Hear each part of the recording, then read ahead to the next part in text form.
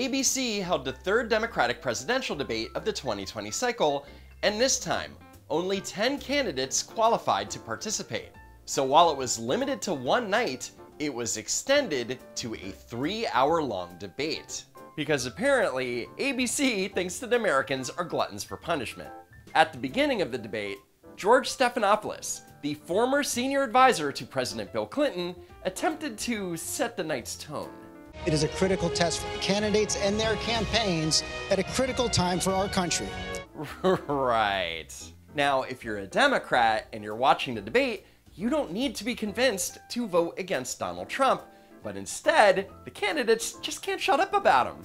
It goes without saying that we must and will defeat Trump, the most dangerous president in the history of this country. The first is just how dangerous Donald Trump is, the cost and the consequence of his presidency. We have a guy there that is literally running our country like a game show. We've got one shot to make Donald Trump a one-term president. Donald Trump has a dark heart when it comes to immigrants. We have a crisis that Donald Trump has created. We have a white supremacist in the White House, and he poses a mortal threat to people of color all across this country. We know Donald Trump's a racist, but there is no red badge of courage for calling him that. Donald Trump in office on trade policy, you know, he reminds me of that guy in The Wizard of Oz. That guy in The Wizard of Oz is literally The Wizard of Oz. You know, when you pull back the curtain, it's a really small dude. First of all, at 6'3", Trump is hardly a small dude. And the Wizard of Oz is easily the tallest person in the entire movie, so it's a stupid analogy.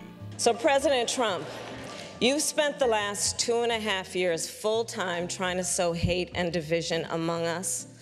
And that is why we've got nothing done. The right to try law, the First Step Act, the tax cuts, the asylum rule, the USMCA, 2 justices on the Supreme Court, a booming economy, the lowest unemployment rate on record. Yeah, totally useless. Ironically, Trump would get more done if it wasn't for the Democrats, but you know, whatever. I refuse to postpone one more minute spending billions of dollars on curing cancer, Alzheimer's, and other diseases, which if we invest in them, we can find cures. So Biden is claiming that the only thing holding us back from curing cancer and Alzheimer's is Donald Trump. Got it.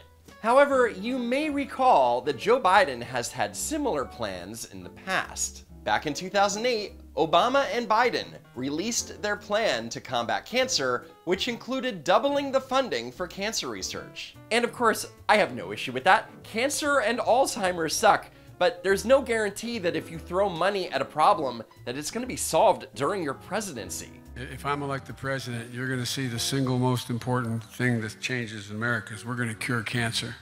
Never mind. I am Asian, so I know a lot of doctors. Sit down, Yang. Will middle-class taxes go up? Will private insurance be eliminated? And now, let's watch Elizabeth Warren not answer a question. The answer is on Medicare for all. Costs are going to go up for wealthier individuals, and costs are going to go up for giant corporations. But for hard-working families across this country, costs are going to go down, and that's how it should work. Hang on, why are costs going to go up for the rich, but costs will go down for the middle class? Under Medicare for All, if everyone is receiving the same high-quality healthcare, why would the rich pay more in costs? In other words, Senator Warren refuses to use the word taxes when talking about healthcare.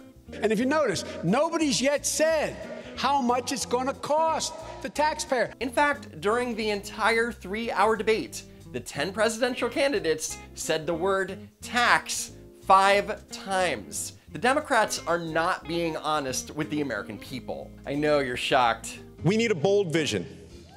Universal pre-K and universal health care, unleashing millions of new jobs in the clean energy economy. Castro's plan is to direct $10 trillion over the next decade to create 10 million good-paying jobs, transition away from fossil fuels, and build a 100% clean energy economy. So let's create 10 million clean energy jobs while at the same time eliminating the 10.3 million jobs that exist in oil and natural gas. That's a net loss of 300,000 jobs, but no big deal. What unites us is that right now, on Mitch McConnell's desk are 3 bills: universal background checks, closing the Charleston loophole, and passing my bill to make sure that domestic abusers don't get AK-47. Universal background checks and the Charleston loophole aside, you don't need a bill to prevent convicted domestic abusers from owning guns because they already can't, thanks to the domestic violence offender gun ban, which has been in place since the 1990s. I was in the United States Senate when 54 senators said, let's do background checks, let's get rid of assault weapons.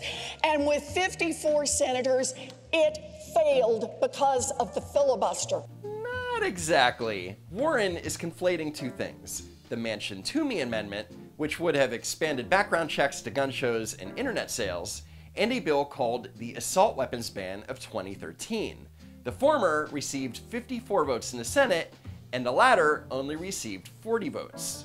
We have a Congress that is beholden to the gun industry. Or maybe they're just beholden to the Constitution, I don't know.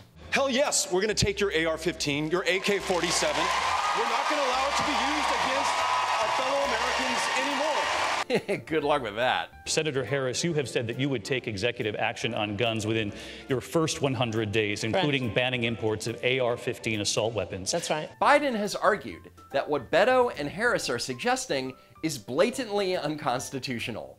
And Harris's response to this is super cringe.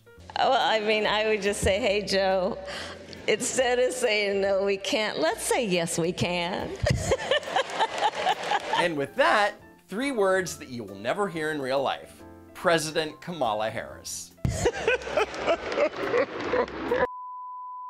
Speaking of people who will never become president, My campaign will now give a freedom dividend of $1,000 a month for an entire year to 10 American families. Someone watching this at home right now. yes, it's the Yang Gang sweepstakes. If you believe that you can solve your own problems better than any politician, go to yang2020.com and tell us how $1,000 a month will help you do just that. Except that Yang, a politician, is suggesting that if you vote for him, he will get you $1,000 a month to help solve your problems. And listen to the crowd's overall reaction while Harris and Buttigieg have a moment. That's good. It's original, I'll give you that. Andrew Yang is a meme. His fellow candidates know this, and so does most of America. We appreciate the opportunity to welcome Latinos across the country and to ask about Latinx issues during these challenging times. First, Jorge Ramos was born in Mexico and is using the words Latino and Latinx in the same sentence. It's one or the other, Poppy. Also, what challenging times exactly? Hispanic unemployment in the United States is near an all-time low, and median income for Hispanics rose to $50,000 a year. That's the highest it's ever been in American history. I'm telling Latinos that despite the fact that we are facing difficult times, this is our country too. Difficult? What is he talking about? If you're a citizen of the United States or a permanent alien resident, no matter where you're from in the world, this is your country, and no real American would ever say otherwise. Hundreds of children have been separated from their parents at the border, and recently in Mississippi, we saw the largest immigration rate in a decade. Oh, well, that's a little different. Ramos is talking about illegal immigrants. It is true that in the last few years, we have seen the most severe anti-immigrant measures, from putting kids in cages to limiting asylum for people fleeing gangs and domestic violence. First, the whole kids in cages thing comes from pictures taken during the Obama administration. Second, asylum seekers are not immigrants. I made a whole video about it. And for the record, in 2018, the United States granted asylum to more people than in the previous 17 years. And while the percentage of denials is up, that's because people caught illegally crossing the border are claiming asylum to avoid being placed in an expedited removal process. Legalize America. What? Begin with those more than 1 million dreamers. Make them U.S. citizens right now in their true home country. Gracias. And extend that to their parents, their sisters, and their brothers. But also for their grandparents and for their cousins, for people who overstayed student visas, and for people who came here to work in the fields. So basically, give citizenship to every single person. Got it. And you might remember that President Trump wanted to give 1.8 million dreamers a path to citizenship, but Democrats didn't want to give Trump a win. And I would return the level of legal immigration to the point it was under the Obama-Biden administration. So you want less immigration? Because according to Homeland Security, in 2017, the United States accepted 1,127,000 legal immigrants, the 9th largest amount in American history, including 6 out of 8 years during the Obama administration. Math. Do you think that people who support President Trump and his immigration policies are racist? Anyone who supports this is supporting racism. Isn't it nice that a presidential candidate just called half the country racist? Well done, Mayor Pete. You serve as vice president in an administration that deported 3 million people, the most ever in U.S. history. Are you prepared to say tonight that you and President Obama made a mistake about deportations? Why should Latinos trust you? Deporting illegal immigrants who have broken federal law was not a mistake then and is not a mistake now. What Latinos should look at is comparing this president to the president we have is outrageous, number one. We didn't lock people up in cages. Yeah, you did. We're a nation that says if you want to flee and you're fleeing oppression, you should come. No, we aren't. Just ask Bernie Sanders. You open the borders, my God. You know, there's a lot of poverty in this world, and you're going to have people from all over the world. And I don't think that's something that we can do at this point. Can't do it. Even democratic socialism has its limits. Who knew? Thanks for watching, sharing, and hitting that like button. And if you haven't already, subscribe to the channel. And while you're at it, follow me on Twitter, and I might even follow you back. Also, check out the links in the description and check out these videos that you may have missed.